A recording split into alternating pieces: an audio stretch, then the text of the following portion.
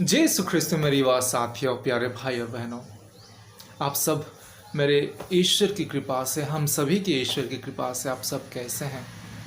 आशा करता आप सभी कोई अच्छे होंगे और इस चालीसा के समय में आप ईश्वर के साथ, प्रभु यीशु के साथ, वचनों के साथ मनन चिंतन करते हुए समय बिताते होंगे। मेरी बात साथियों, सुंदर सा दिन हम सभी को फिर से एक मौका मिला है, एक दिन मिला है जिस दिन में 24 घंटों में हम लोग किस तरह प्रभु की महिमा कर सकें। मेरी बात साथियों, ईश्वर की महिमा, ईश्वर की स्तुति गान करना हम लोगों के लिए सौभाग्य की बात है। हम लोगों को इतना सुंदर, इतना प्यार से भरपूर जीवन प्रभु परमेश्वर हम सभी को प्रदान किए हैं। कितना आनंद, कितनी अच्छा लगता है हम लोगों को जब हम सोचते कि हम लोग मनुष्य जाति, हम लोगों को प्रभु यीशु अपने स्वरूप, अपने इमेज में बनाया है। आइए इसी खुशी से प्रभु को धन्यवाद देते हुए हमारे माता पिता, भाई बहन सभी के लिए कृपा वरदानों के लिए, हम सभी के ऊपर बरसाने के लिए प्रभु यीशु को, प्रभु परमेश्वर को, पवित्र आत्मा को धन्यवाद दें। ख्रिस्त में मेरी वाह साथियों, आप सभी को मैं आज का दिन के लिए आमंत्रित करना चाहूँगा। आज का सुसमाचार प्रभु यीशु हम सभी को क्या कहना चाहते हैं, आइए हम लोग सुनते हैं। आज का सुसमाचार संत लूकस के अध्याय 11 पद संख्याएं 14 से लेके 23 तक। लूकस अध्याय 11 पद संख्याएं 14 से लेके 23 तक। आइए सुनते हैं। ईसा ने किसी दिन एक अवधूत निकाला जिसने एक मनुष्य को गूंगा बना दिया था। अवधूत के निकलते ही गूंगा बोलने लगा और लोग अचंभे में पड़ गए, परंतु उनमें से कुछ ने कहा, यह अवधूतों के नायक बेलजेबुल की सहायता से अवधूतों को निकालता है। कुछ लोग ईसा की परीक्षा लेने के लिए उनसे स्वर्ग की ओर का कोई चिन्ह मांगते रहे। उनके विचार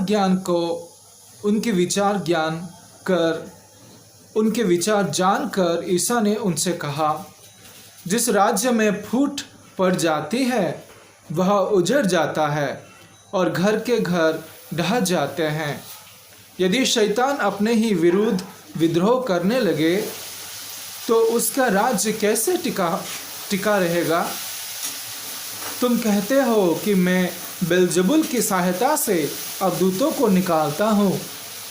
यदि मैं बेलजेबुल की सहायता से अवधूतों को निकालता हूँ तो तुम्हारे बेटे किसकी सहायता से उन्हें निकालते हैं? इसीलिए वे तुम लोगों का न्याय करेंगे। परंतु यदि मैं ईश्वर के सामर्थ्य से अवधूतों को निकालता हूँ तो निस्संदेह ईश्वर का राज्य तुम्हारे बीच आ गया है। जब बलवान मनुष्य हथियार बांधकर अपने घर की रखवाली करता है तो उसकी धन संपत्ति सुरक्षित रहती है, किंतु यदि कोई उससे भी बलवान उस पर टूट पड़े और उसे हरा दे तो जिन हथियारों पर उसे भरोसा था वह उन्हें उससे छीन लेता और उसका माल लूटकर बांट देता है। जो मेरे साथ नहीं है वो मेरा विरोधी है, और जो मेरे साथ नहीं बटोरता वह बिखरता है।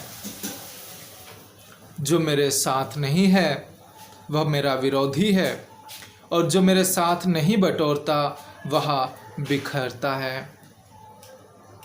यह प्रभु का पवित्र सुसमाचार है। मेरे युवा साथियों, प्यारे भाई और बहनों, आज का सुसमाचार प्रभु यीशु हम सभी को एक संदेश देना चाहते हैं जो मैं सोचता हूँ, मैं समझता हूँ कि बिखरना, बटोरना, इसके ऊपर हम लोग चर्चा करेंगे। शैतान का हमेशा कार्य यही रहता है, डिवाइड एंड रूल। प्रभु यीशु का हमेशा ये कार्य रहता है, सबको इकट्ठा करके एक साथ एक परिवार बनाना। मैं आप लोगों को समझाता हूँ। शैतान, और ये शैतान है, ये ईश्वर प्रभु यीशु है। प्रभु यीशु क्या किए? जब हम लोग मनुष्य पाप में डूबा हुआ था, पाप किया था, परमेश्वर से अलग हो गया था, बिछड़ गया था, तो ईश्वर के साथ मनुष्य जाति को मिलाने के लिए, इकट्ठा एक परिवार बनाने के लिए, फिर से जुड़ाने के लिए प्रभु यीशु स्वर्ग त्याग करके धरती पर आए। हमारे खातिर, हम लोगों के पूर्वजों के खातिर, हम लोगों के आदि पाप के खातिर हम लोग परमेश्वर से अलग हो गए थे। और प्रभु यीशु हम सभी के लिए, हम लोगों को इकट्ठा करने के लिए, हम लोगों को फिर से एक परिवार बनने के लिए, एक शरीर बनने के लिए हम लोगों को प्रभु यीशु धरती पर आके हम सभी को गैदरिंग करते हैं, इकट्ठा करते हैं, ताकि हम लोग फिर से पिता के साथ जुड़ जाए। शैतान का कार्य क्या होता है? शैतान हमेशा से डिवाइड एंड रूल गेम्स खेलता आया है। हम लोग जानते हैं कि शुरू से लेके आदम और ईव, हवा, उनके जीवन से लेके अभी तक पहला फाटक, पहला डिवीज़न जो क्रिएट किया शैतान ईव और एडम के बीच में, उन लोगों के बीच में सोचने को मजबूर करके उन लोगों के बीच में फाटक सृष्टि कर दिया। फिर कैन और आबेल के बीच में सृष्टि किया। फिर आगे जाके हम लोग बहुत सारे एग्जाम्पल्स देखते हैं, जो शैतान का सुनता है वो अलग होता है, किसी के साथ जुड़ के नहीं रहता है। मेरी बात साथियों, शैतान का काम यही है कि हम लोगों को अलग करके, अकेला करके हम लोगों की आत्मा को चोरी करे, और शैतान उसकी जगह, उसकी जो राज्य है, जो नरक का राज्य है, उसमें वो संख्या को बढ़ाए। वही उसका एक मूल लक्ष्य है। मेरी बात साथियों, प्रभु यीशु कितनी अच्छी तरह से आज सुसमाचार में हम लोगों को समझाते हैं कि जो मेरे साथ है वो बटोरता है, जो मेरे साथ नहीं वो बिखरने का काम करता है, बांटने का काम करता है, अलग करने का काम करता है। बहुत क्लियरली वो हम लोगों को समझा देते हैं। आज प्रभु यीशु एक अद्भुतग्रस्त आदमी को छुड़ाता है, जो कि बोल नहीं पाता था, उसको चंगा करता है। वो आदमी बोलने शुरू करता है और सब कोई अचंभे में पड़ जाते देखते ही कि ये किस तरह लोगों को चंगाई प्रदान करता है। सोच के उन लोग अचंभे में पड़ जाते हैं।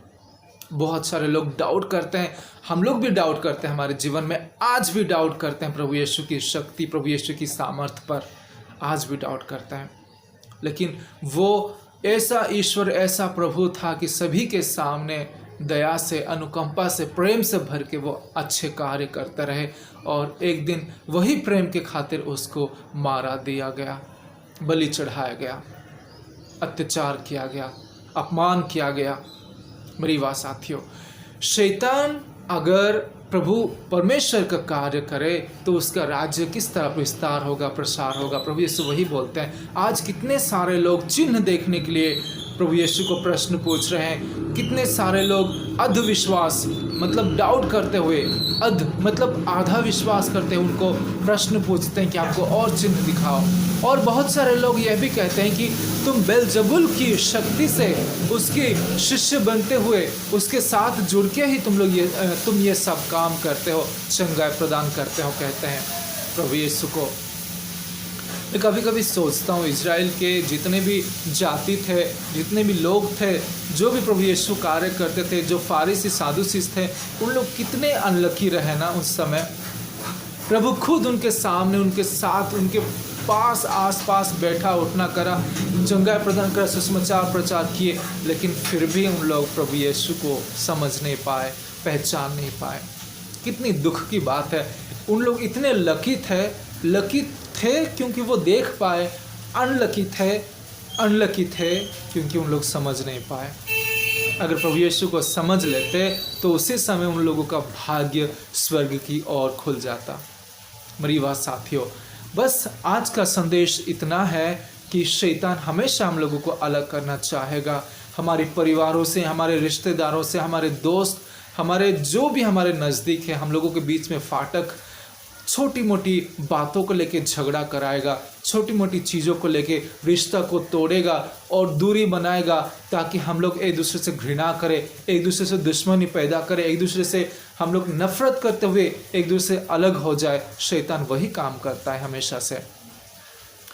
प्रभु यीशु हमेशा हम लोगों को इकट्ठा करता है। आप लोग जानते हैं कि 99 भेड़ों को छोड़ के एक जो भेड़ खो गया था उसको भी लाने के लिए प्रभु यीशु जाते हैं, आगे बढ़ते हैं।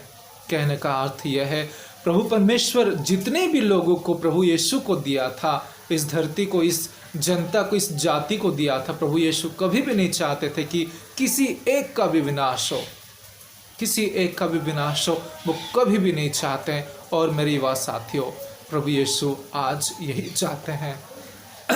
आप और मुझे और हम सभी को प्रभु यीशु बचाना चाहते हैं, अलग करना नहीं चाहते हैं, फिर से वो स्वर्गीय परिवार में हम लोगों को शामिल करना चाहते हैं।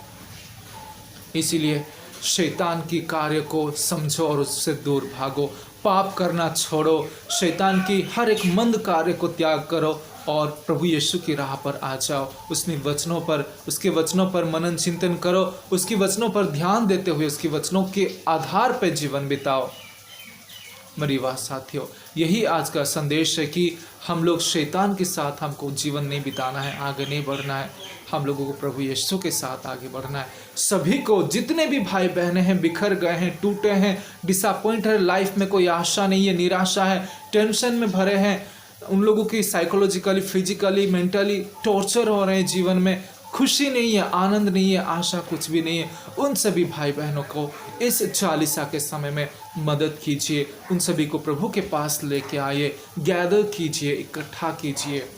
ऐसा काम ना करें कि कोई अलग हो, बिखर जाए। बिखरने का काम कभी मत कीजिए मेरी वाह साथियों। आप प्रभु की आप संतान हो, सोल्जर हो, योद्धा हो। हम लोगों को यह काम करना है कि हम लोग सभी लोगों को इकट्ठा परमेश्वर की परिवार में लाना है। यही हमारा काम है। युवा साथियों, अपना समय निकाल के प्रभु के लिए दीजिए और जो लोग भटक गए हैं, अपने साथ साथ उन लोगों को भी प्रभु के पास लाने के लिए हमेशा कोशिश कीजिए। आपका दिन आज बहुत ही अच्छा हो। कोशिश करना कि प्रभु की महिमा के लिए काम करने के लिए, प्रभु के साथ समय बिताने के लिए, वचनों को पढ़ने के लिए, अपने पाप को मनन चिंतन करते हुए, पश्चाताप करते हुए प्रभु के पास लौटने के लिए आज हम लोग कोशिश करेंगे। प्रभु आप सभी को कृपा प्रदान करे और आपका दिन बहुत ही अच्छा हो।